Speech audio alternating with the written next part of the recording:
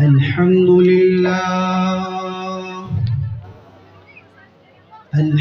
لله نحمده ونستعينه ونستغفره ونؤمن به ونتوكل عليه ونعوذ بالله من شرور أنفسنا ومن سيئات أعمالنا من يهده الله فلا مضل له ومن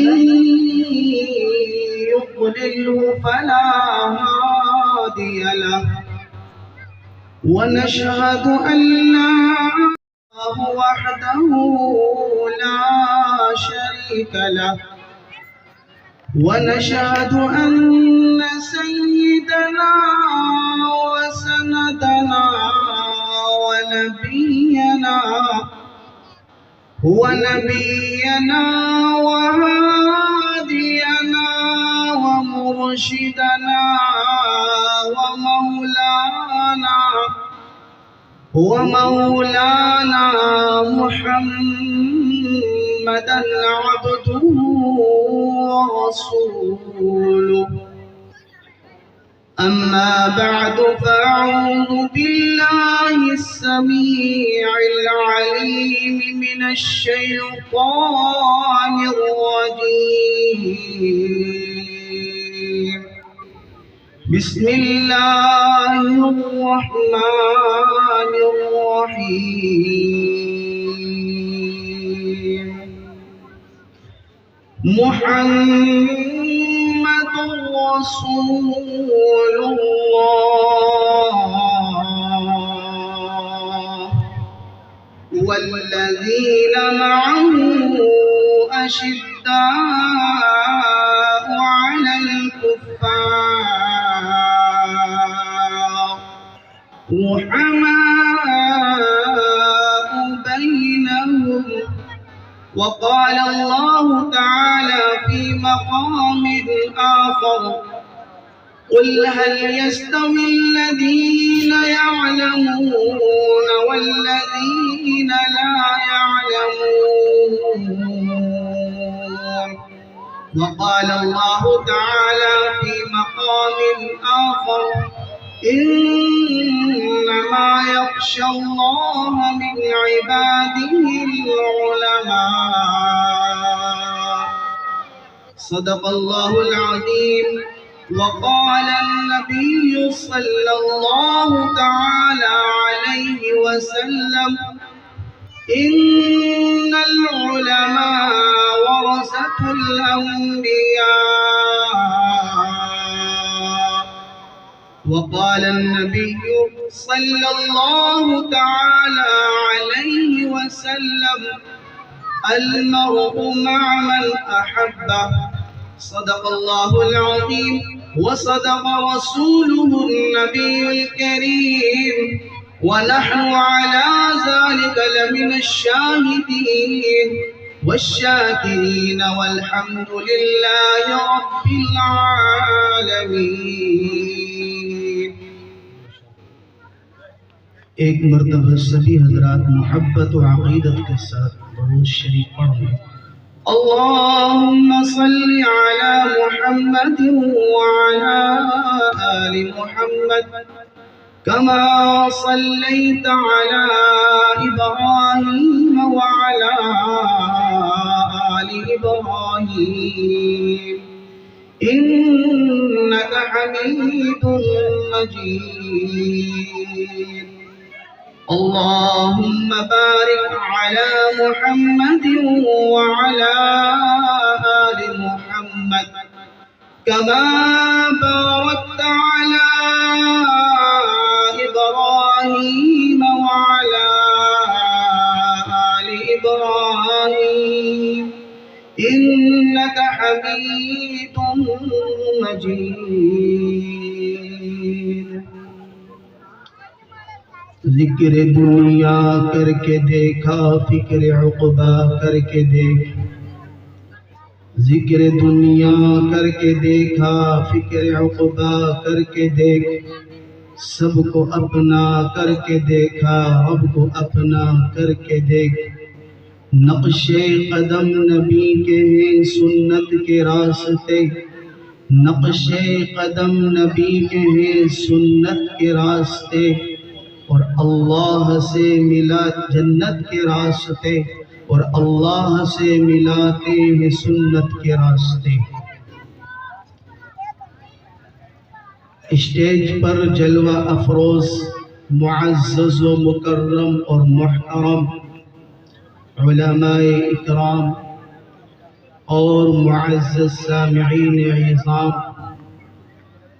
میں اس قابل تو نہیں ہوں کہ آپ جیسے ذی شعور باوقار شخصیتوں کے سامنے کچھ لب کشائی کر سکوں، لیکن میرے بڑے مشفق و مربی حافظ محمد تحسین صاحب اور ان سے بھی بڑے اور ہم سب کے بڑوں کے بڑے اور اس مدرسے کے بانی جناب حضرت مولانا محمد شوکت علی صاحب دامت برکاتہم العالیہ کا حکم ہوا، اس لیے بندہ ناچیز آپ کی خدمت عالیہ میں حاضر ہو گیا۔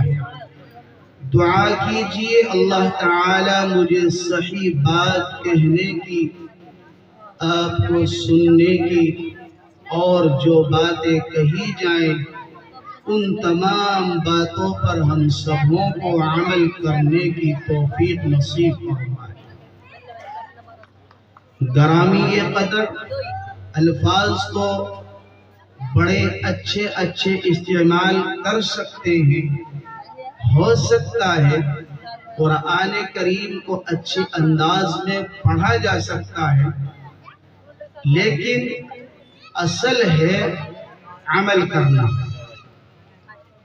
اگر عمل ہے تو اللہ کے نزدیک تھوڑی بہت کمیاں اور خامیاں اس کو معاف کر کے اللہ قبول فرما لیتا ہے۔ اس لیے آپ سبھی حضرات سننے کی نیت سے آئے ہیں، سنیے اور اس پر عمل کیجئے، تبھی یہ ہمارا پروگرام سالانہ اجلاس جو نہ معلوم کتنے ایام سے اس کی تیاری میں انتظامیہ لگے ہوئے ہوں گے، آج الحمدللہ وہ گھڑی، وہ ساعت، وہ لمحہ آ چکا ہے کہ جس کے لیے رات اور دن، صبح اور شام مدرسے کی کمیٹی نے اور ذمہ داران نے دوڑ دھوپ کی، تاکہ آپ کے سامنے نئے انداز میں اور اچھے لب و لہجے میں قرآن کریم کو پیش کیا جا سکے، اور اس کے بعد نبی اکرم صلی اللہ تعالی علیہ وسلم کی شان اقدس میں نذرانہ عقیدت پیش کیا جا سکے، اور اس کے بعد پھر علماء ربانیین کو آپ کے سامنے پیش کیا جا سکے۔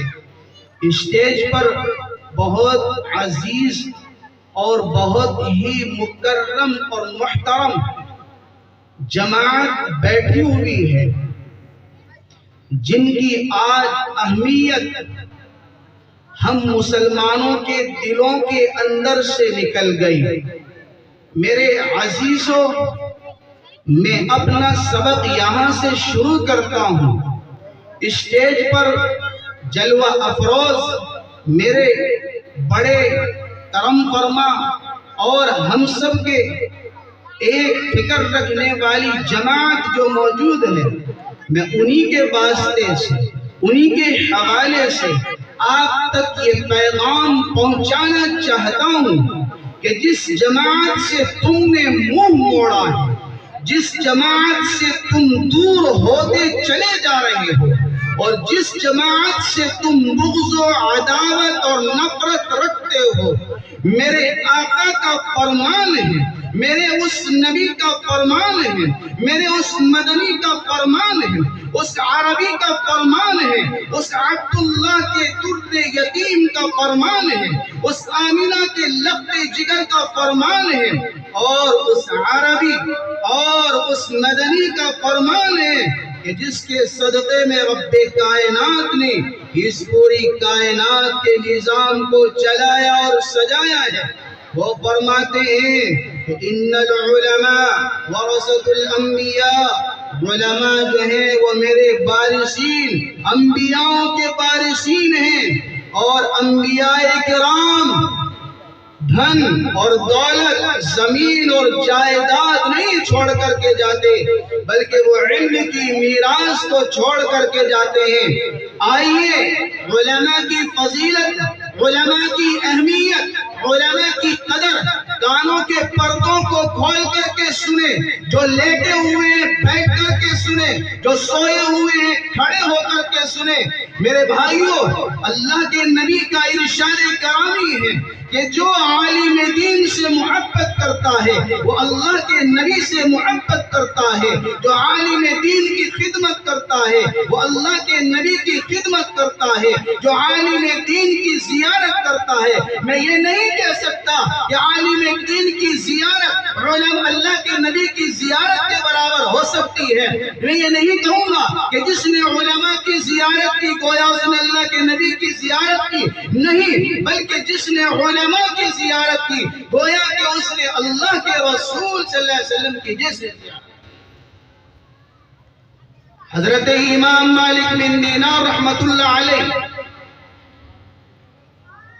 فرماتے ہیں کہ آپ کے دور میں ایک دہریہ جو اللہ کے وجود کا انکار کرتا تھا، اللہ کے وجود کا قائل نہیں تھا، اور یوں کہتا تھا کہ انسان اپنے کام کا خود خالق ہے، انسان اپنے کام کا خود مالک ہے، لیکن ہمارا عقیدہ، ہمارا ایمان اور یقین یہ ہے کہ بغیر اللہ کے حکم کے کوئی کچھ نہیں کر سکتا، اسی کی مرضی سے تمام چیزیں دنیا کے اندر، آسمانوں کے اندر ہوتی ہیں، اگر اللہ کا حکم نہ ہو تو کوئی کچھ نہیں کر سکتا۔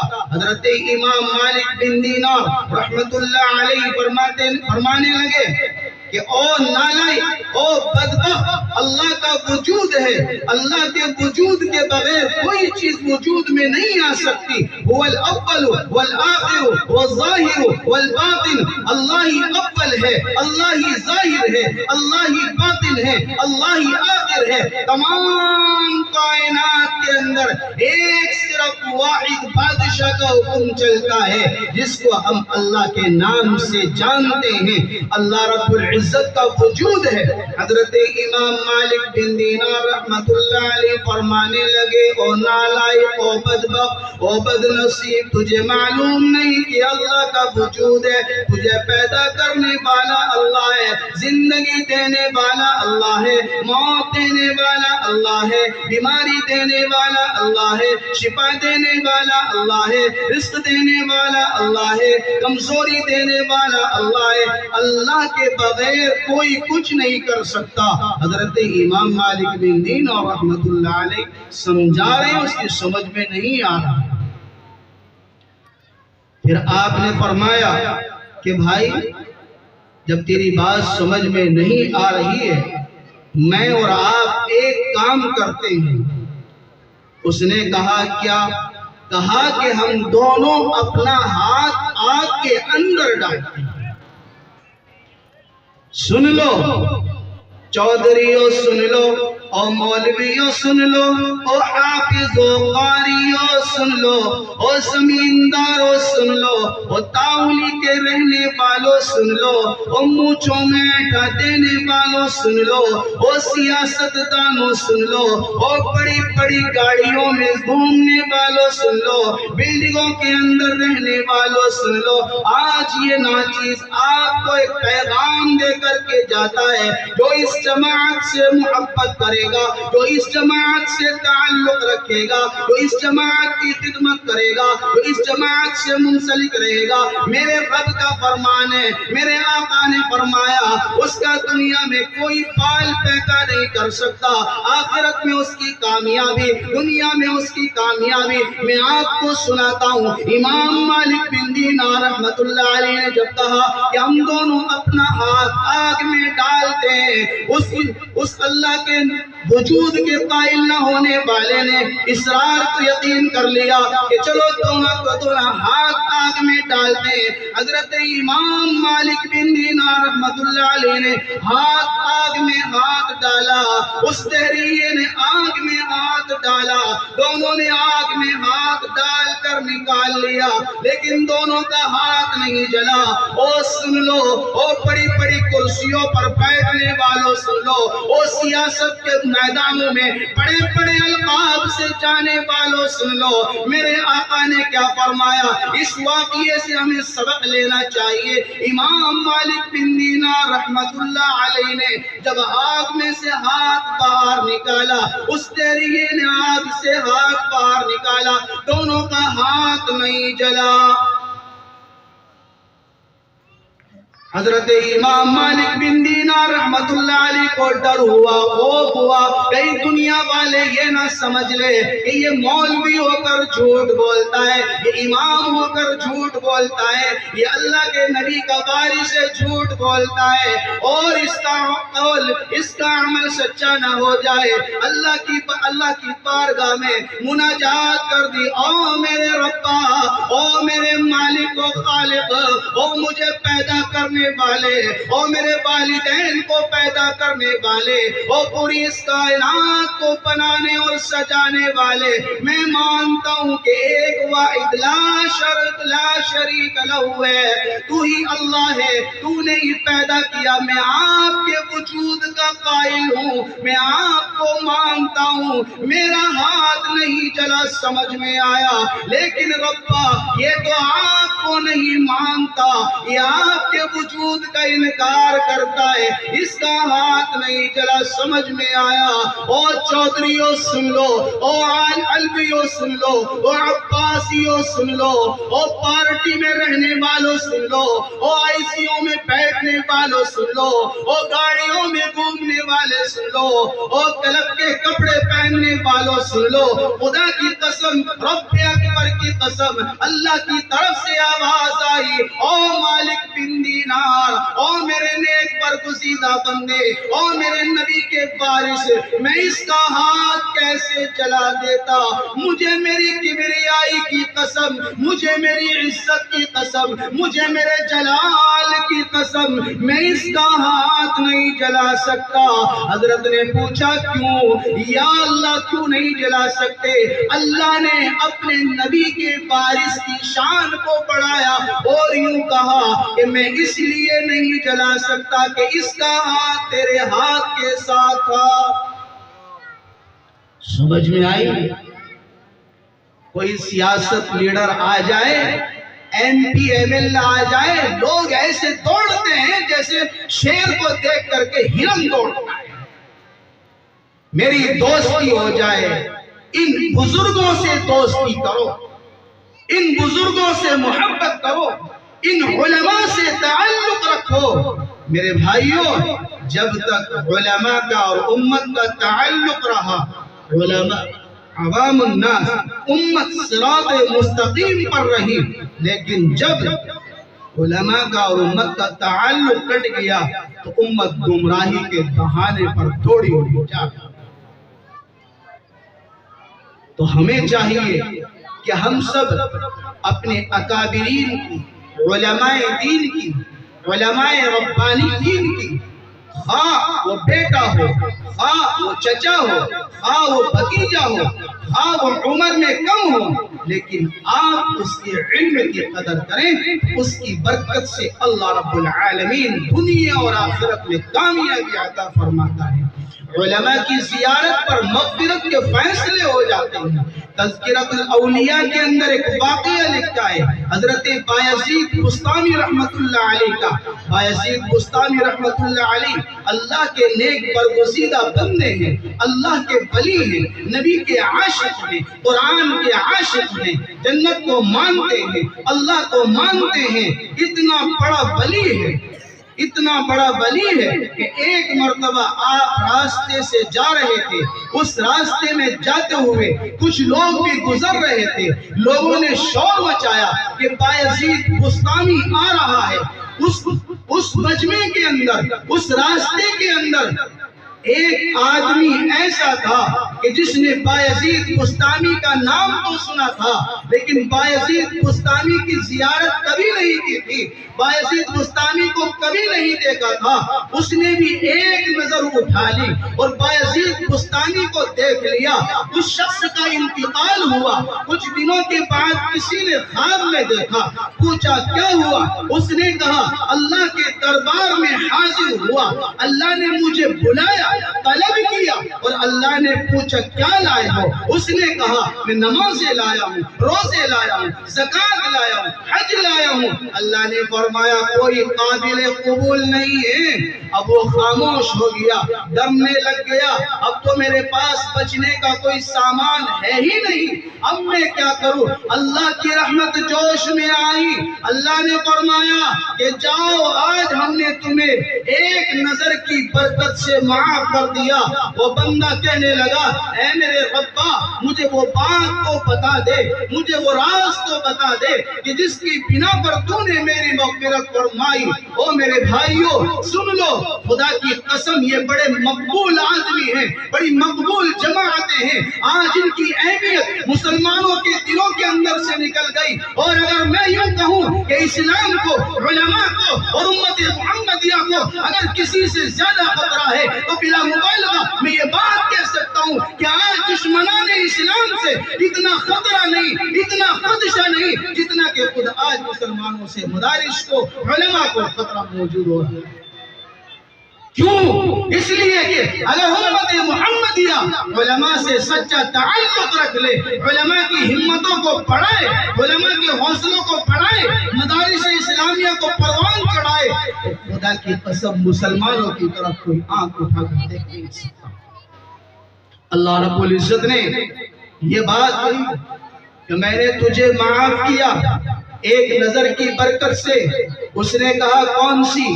کہا کہ وہ یہ ہے کہ ایک مرتبہ میرا ایک ولی بایزید بستامی جا رہا تھا، راستے میں شور و غل ہوا، سب نے آنکھیں اٹھائی، تجھے معلوم نہیں تھا کہ بایزید بستامی کون ہے، تو نے کبھی دیکھا نہیں تھا، صرف نام سنا تھا کہ بایزید بستامی ولی کامل ہے، اللہ کا نیک برگزیدہ بندہ ہے، سنت کو زندہ کرنے والا ہے۔ تو نے بھی ایک نظر میرے اس ولی کے اوپر ڈال دی تو میں نے آج تیری اس نظر ڈالنے کی برکت سے پیار والے نظر، خونخوار والی نظر نہیں کہ قریب سے مولوی نکل جائے تو ایسا محسوس ہوتا ہے جیسے کہ سانپ گزر، ایسے لوگ دوڑتے ہیں۔ کیوں؟ میرے بھائیوں، میرے بزرگوں، ایک اس گناہگار کی، اس بندے کی اللہ نے اپنے نیک ولی کے اوپر ایک نظر ڈالنے کی برکت سے، پیار والی نظر کی برکت سے اللہ نے مغفرت فرما دی۔ تو بتائیے ہم اللہ کے نبی کے امتی ہیں، اگر ہم اپنے علماء پر، اپنے بزرگوں پر، اپنے اللہ کے ولیوں پر اگر ہم پیار کی نظر ڈالیں گے تو کیا اللہ ہماری مغفرت نہیں فرمائے گا؟ سوال یہاں سے اٹھتا ہے، یہ درد پہلے بھی پیٹ میں ہوا کرتا تھا، آج بھی ہوتا ہے کہ علماء یوں ہیں، یوں ہیں۔ ارے تمہاری کیا مجال ہے کہ تم علماء کے اوپر انگلی اٹھا سکو؟ ارے میرا رب اپنے نیک بندوں کا جب حساب لے گا تو خدا کی قسم پردوں کے پیچھے لے گا، اور جب قیامت کا دن قائم ہوگا، میدان محشر برپا ہوگا، انبیاء ہوں گے، شہداء ہوں گے، رسول ہوں گے، تمام دنیا موجود ہوگی، اللہ سب کا حساب لے گا۔ اللہ رب العزت اپنے فرشتے سے اعلان کرائے گا کہ اے میرے فرشتوں اعلان کر دو، این المؤذنون، این الفقہاء، این الائمہ۔ کون کہہ رہا ہے؟ مجھے پیدا کرنے والا، آپ کو پیدا کرنے والا۔ اللہ فرمائے گا کہ ان تینوں طبقات کے لوگوں کو ایک سائیڈ میں استقبال کیا جائے۔ جن مولویوں سے تم دور بھاگتے ہو، جن سے مصافحہ کرنے سے تمہیں ڈر لگتا ہے، بی جے پی کا نیتا آ جائے، لوک دل کا نیتا آ جائے، یا اور دوسری پارٹیوں کے نیتا آئے، ابھی الیکشن کا دور تھا، جن کے پیٹ میں آگ نہیں ہے، جن کے گھٹنوں میں دم نہیں ہے، اور جن کی منہ میں دانت نہیں ہے، وہ بھی نعرہ بازی کر رہے ہیں اور پیچھے پیچھے دوڑ رہے ہیں۔ اور اگر آپ کی بستی میں علماء ربانیین، نبی کے وارثین آ رہے ہیں، جو آپ کے لیے دنیا میں بھی رہبر ہیں، آخرت میں بھی رہبر ہیں، آج ان کی زیارت کرنے کے لیے کتنے لوگ موجود ہیں؟ ایک رنڈی ناچنے والی اگر بستی کے اندر آ جائے، اگر ایک تماشا کرنے والا مداری آپ کے سرزمین پر آ جائے، خدا کی قسم سارے کے سارے مسلمان وہاں ملیں گے نہیں؟ میرے بھائیوں، جب اللہ رب العزت ان طبقات کی قدر کر رہا ہے، ان کی عزت کر رہا ہے، تو ہمارے لیے بھی ضروری ہے کہ ہم ان کا احترام کریں، ان کا اکرام کریں، ان سے محبت کریں۔ پھر اللہ تبارک و تعالی یاقوت کی کرسیاں بچھائیں گے، یاقوت کی کرسیاں بچھی ہوئی ہوں گی، کن کے لیے؟ ان مولویوں کے لیے جو آج ٹوٹی ہوئی چٹائیوں پر بیٹھ کر قرآن کریم کا درس دیتے ہیں، ان علماء کے لیے جو ٹوٹی ہوئی چٹائیوں پر بیٹھ کر درس حدیث دیتے ہیں، ان مولویوں کے لیے کہ جو آج امت محمدیہ کو اللہ کا پیغام اور اللہ کے نبی کا پیغام سناتے ہیں۔ اللہ رب العزت فرمائے گا مولویوں، حافظوں، قاریوں، مؤذنوں، مسجد کے ائمہ حضرات سارے کے سارے ادھر آ جائیں، کرسیاں لگی ہوئی ہیں اور سارے کے سارے بیٹھ جائیں۔ اب سارے بیٹھ جائیں، اب اور لوگوں کو کہے گا اللہ ہاں بھی آ جاؤ، تم بڑے چودھری بنے پھرتے تھے، تمہارے ایک اشاروں پر پوری تاولی میں کھلبلی مچ جایا کرتی تھی، ذرا تشریف لے آؤ ذرا۔ اب وہ تشریف لائیں گے، اللہ فرمائے گا ذرا حساب دینا شروع کر دیا۔ مولویوں کا حساب تو جاری ہے ایک طرف، وہ تو اب پردے کے پیچھے حساب ہوگا۔ لیکن میرے بھائیوں، ہمیں بھی اس بات کی فکر رہنی چاہیے یوم تبلی السرائر، کہ ہم بھی اللہ کے وہ تمام احکامات پر عمل کریں جو اللہ نے اپنے قرآن کے اندر ہمیں سمجھائے ہیں، اور اللہ کے نبی صلی اللہ علیہ وسلم نے ہمیں حدیث کے اندر بتایا ہے۔ اس پر اگر ہم انشاءاللہ تعالی عمل کریں گے تو ہماری دنیا و آخرت کامیاب ہوگی، اور اگر اس سے ہٹ کر زندگی کو گزاریں گے تو میرے بھائیوں دنیا میں بھی نقصان ہے اور آخرت میں بھی نقصان ہے۔ میں بات کو بہت مختصر کر رہا ہوں۔ میں نے قرآن کریم کی ایک آیت پڑھی تھی، محمد رسول اللہ والذین معہ اشداء علی الکفار۔ اس میں اللہ تبارک و تعالی حضرت محمد مصطفیٰ صلی اللہ تعالی علیہ وسلم کے جانشین صحاباؤں کی صفات کو بیان کرتا ہے، خاصیت کو بیان کرتا ہے۔ میرے بھائیوں، اللہ کے جانشین صحاباؤں کے اندر صفات تو بہت تھی، خصوصیات تو بہت تھی، لیکن ایک صفات بڑی اہم تھی۔ اگر ایک بھی صفات ہمارے اندر آ جائے تو خدا کی قسم دنیا کی حکومت سر کے بل ہمارے قدموں میں آ جائے۔ وہ صفات کیا تھی؟ وہ صفات یہ تھی کہ اللہ کے رسول صلی اللہ علیہ وسلم نے احادیث مبارکہ میں بتایا ہے، اور اللہ نے قرآن کریم کے اندر ارشاد فرمایا ہے اشداء علی الکفار، کہ وہ کون؟ اللہ کے نبی کے صحابی کفاروں پر ٹوٹ پڑتے تھے، کھچے رہتے تھے، ان کے اوپر دن دناتے رہتے تھے۔ کون سے کافروں پر؟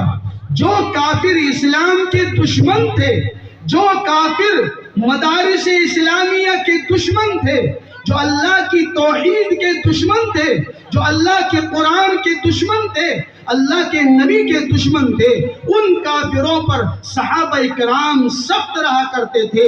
لیکن میرے بھائیوں، ذہنوں کے اندر یہ بات بٹھا لیجئے کہ میرے آقا نے صحابوں کی تربیت ایسے نہیں فرمائی جیسا کہ آج ہماری تربیت ہوتی ہے۔ صحابوں کی تربیت اللہ کے نبی نے ایسی فرمائی ہے کہ چاہے وہ مسلمان ہو، اغیار ہو، برادر وطن ہو، دشمنان اسلام ہو، کسی کو ستانا نہیں۔ جب اللہ کے رسول صلی اللہ علیہ وسلم کسی لشکر کو روانہ کیا کرتے تھے اور اس لشکر کا امیر کبھی کوئی بنتا، کبھی کوئی بنتا، کبھی معاذ ابن جبل، کبھی زید بن حارثہ بنایا کرتے، تو اللہ کے رسول صلی اللہ علیہ وسلم ان کو ہدایت کرتے، ان کو تلقین کرتے تھے، ان کو نصیحت کرتے تھے۔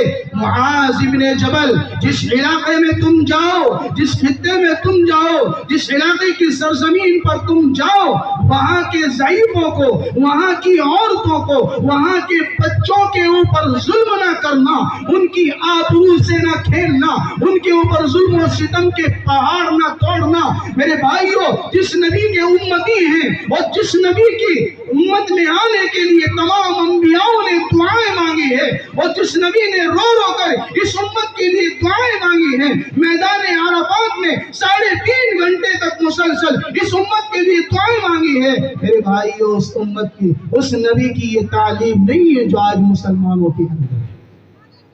آگے اللہ نے فرمایا رحماء بینہم، کہ وہ اپنوں پر شفقت کرتے، محبت کرتے، اپنوں کا خیال کرتے۔ لیکن آج اس کا برعکس ہو رہا ہے، اپنوں کے اوپر چڑھ جاتے ہیں اور غیروں سے ہاتھ جوڑ کر نکل جاتے ہیں۔ وہ پھر کہتے ہیں کہ جی حکومت ان کی، سب کچھ ان کا، کیا کر سکتے ہیں۔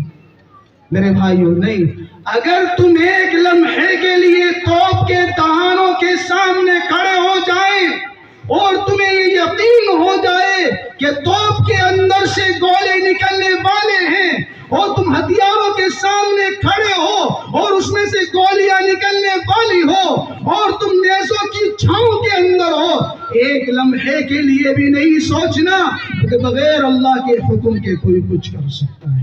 یہ مسلمان کا یقین ہونا چاہیے۔ لیکن میرے بھائیوں، یہ یقین کب پیدا ہوگا؟ یہ یقین تب پیدا ہوگا جب ہم اللہ کے رسول صلی اللہ علیہ وسلم کی لائی ہوئی تعلیم پر عمل کریں گے، اللہ کے نبی کی بات کو سمجھیں گے اور مانیں گے، تو انشاءاللہ تعالی پھر ہمارا یقین بن جائے گا، اور جب یقین بن جائے گا تو ہر کام آسان ہو جائے گا۔ ایک مرتبہ اللہ کے رسول صلی اللہ علیہ وسلم بیٹھے ہوئے تھے، میں بس یہ بات بتا کر کے ختم کر رہا ہوں، بڑی غور و خوض کے ساتھ سنیں میرے بھائیوں، میرے بزرگوں، اور میرے بڑے اور مشفق و مربی جتنی بھی اسٹیج پر جلوہ افروز علماء اکرام ہیں، یہ ہم سب کے لیے ہدایت ہے، ہم سب کے لیے سبق ہے۔ اللہ کا قانون، اللہ کا اصول سب کے لیے ایک ہے۔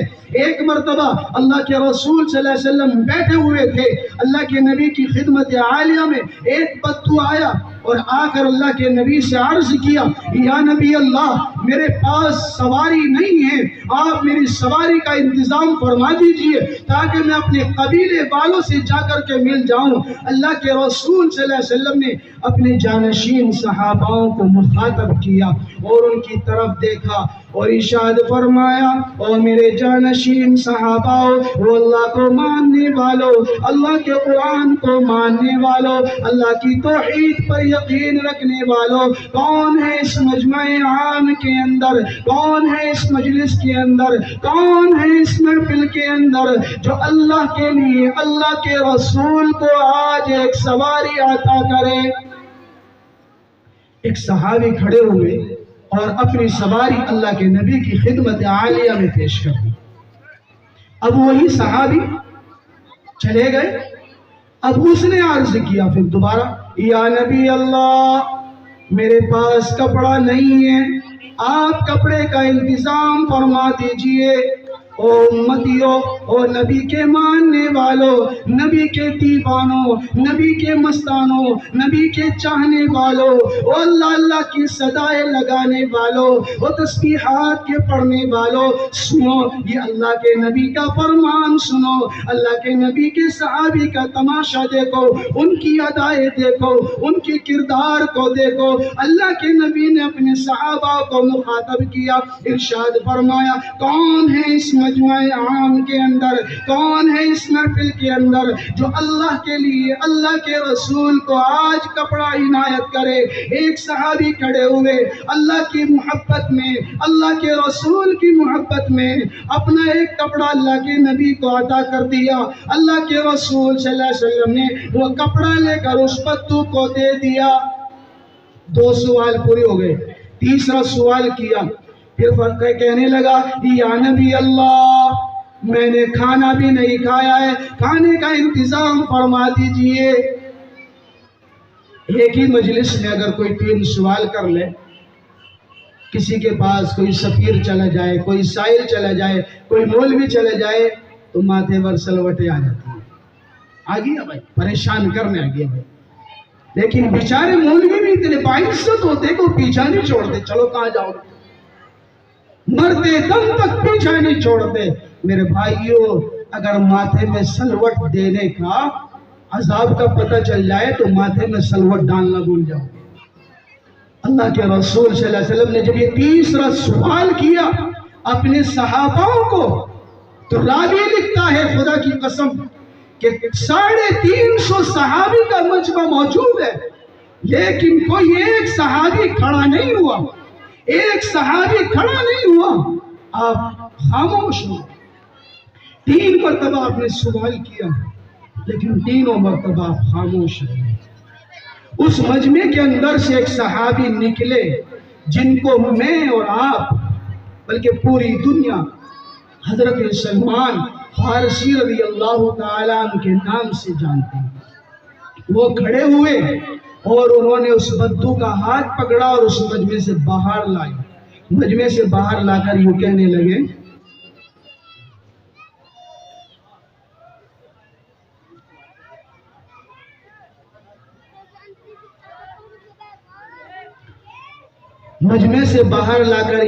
لگے کہ بھائی آپ کو یہاں کھانے کے لیے کچھ نہیں ملے گا۔ اس نے پوچھا کیوں؟ کہا کہ اللہ کے نبی صلی اللہ علیہ وسلم کو 5 دن کا فاقہ ہے۔ سن لو، جن کی داڑیاں سفید ہو گئی وہ بھی سن لو، جن کی داڑیاں ابھی کالی ہے وہ بھی سن لو، جن کے سروں پہ 24 گھنٹے ٹوپی رہتی ہے وہ بھی سن لو، اور جو مسجدوں کے کھوٹے بنے رہتے ہیں اور سخاوت سخاوت سخاوت سخاوت کے الفاظ رٹتے رہتے ہیں، عبادت عبادت کے الفاظ رٹتے رہتے ہیں، وہ سن لو۔ حضرت سلمان فارسی نے کہا یہاں تمہیں کھانے کے لیے کچھ نہیں ملے گا۔ روایت کے اندر آتا ہے کہ اس وقت اللہ کے نبی کو 5 دن کا فاقہ تھا اور اللہ کے رسول صلی اللہ علیہ وسلم کے صحابی کو 3 دن کا فاقہ تھا، لیکن حضرت سلمان فارسی رضی اللہ تعالی عنہ اس بدو کو لے کر اللہ کے رسول صلی اللہ علیہ وسلم کی لخت جگر، نور نظر، آپ کی چہیتی سب سے لاڈلی اور سب سے پیاری بیٹی حضرت فاطمہ رضی اللہ تعالی عنہا کے گھر پر لے گئی، اور یوں کہا میں تمہیں ایسے گھر پر لے کر چلتا ہوں کہ جہاں سے تمہیں کچھ نہ کچھ ضرور آتا ہوگا۔ حضرت سلمان فارسی رضی اللہ تعالیٰ عنہ اس بدو کو لے کر گئے، آواز لگائی، اندر سے آواز آئی کون ہے؟ کہا کہ میں سلمان فارسی ہوں، کیا لینے آئے ہو؟ کہا کہ اللہ کے نبی کا مہمان ہے، اللہ کے نبی فاقے سے ہیں، صحابہ فاقے سے ہیں، میں تمہارے دروازے پر لایا ہوں تاکہ تمہارے یہاں سے کچھ مل جائے۔ اللہ کے رسول صلی اللہ علیہ وسلم کا مہمان بھوکا ہے۔ اندر سے آواز آئی کہ حسن اور حسین کے چہروں کو دیکھ لو، نبی کے نواسوں کو دیکھ لو، فاطمہ کے لخت جگر کو دیکھ لو، اور جنت کے حضرت علی رضی اللہ تعالی عنہ کے بیٹوں کو دیکھ لو کہ انہوں نے 3 دن سے کھانا نہیں کھایا ہے۔ حضرت سلمان فارسی بڑے مغموم ہوئے، غمزدہ ہو گئے، واپس چل دیے، اور چلتے چلتے چلتے ابھی چند ہی قدم چلے تھے، اندر سے آواز آئی، حضرت فاطمہ رضی اللہ تعالی عنہا نے آواز لگائی، او سلمان ادھر آؤ، او سلمان ادھر آؤ۔ حضرت سلمان تشریف لائے، کہا کیا بات ہے؟ حضرت فاطمہ فرمانے لگی کہ او سلمان، میرا ایمان اس بات کی اجازت نہیں دیتا، میری غیرت اس بات کو گوارا نہیں کرتی کہ نبی کا مہمان نبی کی بیٹی کے گھر پر آئے اور نبی کے دروازے سے بھوکا پیٹ جائے۔ اپنی چادر مبارک اتاری اللہ کے رسول صلی اللہ علیہ وسلم کی بیٹی نے اور اللہ کے نبی کے مہمان کے پیٹ کو بھرنے کے لیے اپنی چادر اتاری اور یوں کہا کہ مدینہ کے بازار میں جاؤ اور اس کو یہودی کے پاس گروی رکھ دینا اور راشن لے کر کے آؤ، میں اس کا کھانا تیار کر کے اللہ کے نبی کے مہمان کو کھلا کر کے بھیجوں۔ حضرت سلمان فارسی رضی اللہ تعالیٰ عنہ مدینہ کے بازار میں گئے، وہ چادر اس یہودی کے پاس رکھی، اس یہودی کو وہ چادر دی، کہا کہ یہ چادر تم رکھ لو اور مجھے راشن دے دو۔ وہ یہودی چادر کو رکھ کر سامان تولنے لگا، لیکن حضرت سلمان نے دیکھا رضی اللہ تعالیٰ عنہ کہ اس کی آنکھوں میں آنسو جاری ہے۔ آپ نے پوچھا کہ بھئی تم کیوں رو رہے ہو؟ آخر کیا وجہ ہے؟ تمہیں چادر مل گئی، تم سامان دے دو۔ اور نبی کے امتیوں، خدا کی قسم اس یہودی کی آنکھوں میں آنسو آ گئے، لیکن مسلمانوں کی آنکھوں میں کوئی آنسو کا نام نشان نہیں تھا۔ اللہ کے نبی کی بیٹی کی چادر کو دیکھ کر اس یہودی کی آنکھوں میں آنسو آ گئے۔ وہ یہودی کہنے لگا کہ سلمان، میں اس لیے رو رہا ہوں کہ میں نے اپنی تورات میں پڑھا ہے کہ اللہ کا آخری نبی، آخری پیغمبر ایسا ہوگا، اس کی علامت، اس کی پہچان یہ ہوگی کہ اس کے پاس ایک بدو آئے گا، ایک مہمان آئے گا، کھانے کے لیے سوال کرے گا، لیکن اس کے پاس کھانا نہیں ہوگا۔ اس کے ماننے والے بھی فاقے سے ہوں گے، پھر وہ اس کی بیٹی کے دروازے پر لے جایا جائے گا، وہاں جا کر کے بھی پتا چلے گا کہ وہ خود فاقے سے ہوگی، اس کے بیٹے فاقے سے ہوگے، لیکن پھر بھی وہ اللہ کے نبی کے مہمان کو کھلانے کے لیے اپنی چادر کو گروی رکھے گی۔ میں اس لیے رو رہا ہوں کہ وہ چادر یہودی کے پاس رکھی جائے گی اور وہ کم وقت یہودی میں، اس بنا پر میں رو رہا ہوں۔ اور یہ کہ اگر کہا کہ یہ راشن تو تم پہنچا دو اللہ کے نبی کی بیٹی کے گھر اور مجھے اللہ کے رسول صلی اللہ علیہ وسلم کی خدمت عالیہ میں لے کر کے چلو، میں کلمہ پڑھنا چاہتا ہوں، ایمان کے اندر داخل ہونا چاہتا ہوں، مسلمان بننا چاہتا ہوں۔ اللہ کے نبی کی خدمت عالیہ میں حاضر ہو کر ایمان والے بن گئے، کلمے والے بن گئے۔ خلاصہ کلام یہ ہے میرے بھائیوں، وہ بھی نبی کا مہمان تھا اور دارالعلوم حسینیہ تاولی وقت کے اندر بھی مہمانان رسول اللہ کے قرآن کی تعلیم حاصل کرتے ہیں، اللہ کے نبی کی احادیث کو اپنے سینوں کے اندر محفوظ کرتے ہیں۔ میری گزارش ادباً اور درخواست ہے کہ آپ اس مدرسے کا مکمل طور پر پورا خیال رکھیں۔ میں حضرت والا سے بخوبی واقف ہوں اور جانتا ہوں، آج سے نہیں 8-10 سال سے میرا تعلق ہے۔ الحمدللہ اللہ نے خوبصورتی سے بھی نوازا ہے اور خوبصورت سے بھی نوازا ہے، اور آپ کے اخلاق اور آپ کے کردار بڑے نمایاں ہیں۔ اسی بنیاد پر الحمدللہ آج اس مدرسے نے بہت قلیل مدت میں ترقی حاصل کی ہے، اور اگر آپ لوگوں کا ساتھ رہا اور آپ لوگوں کی دعائیں ساتھ رہی، میں امید کرتا ہوں، امید ہے کہ انشاءاللہ تعالی آنے والے وقت میں الحمدللہ دورہ حدیث اور شعبہ حفظہ بھی انشاءاللہ تعالی یہاں قائم ہوگا، اور یہاں سے بڑے علماء اور فضلاء نکل کر انشاءاللہ تعالی پورے عالم انسانیت کے اندر اللہ کے دین کی اشاعت کریں گے، اللہ کے نبی کی احادیث کی اشاعت کریں گے۔ اللہ تعالی مجھے بھی آپ کو بھی کہنے اور سننے سے زیادہ عمل کرنے کی توفیق نصیب فرمائے۔ وآخر دعوانا الحمدللہ رب العالمین۔ بہت خوب، ماشاءاللہ، جزاک اللہ۔ یہ تھے آپ رات کے درمیان جو اپنے پرول خطاب سے حضرت مولانا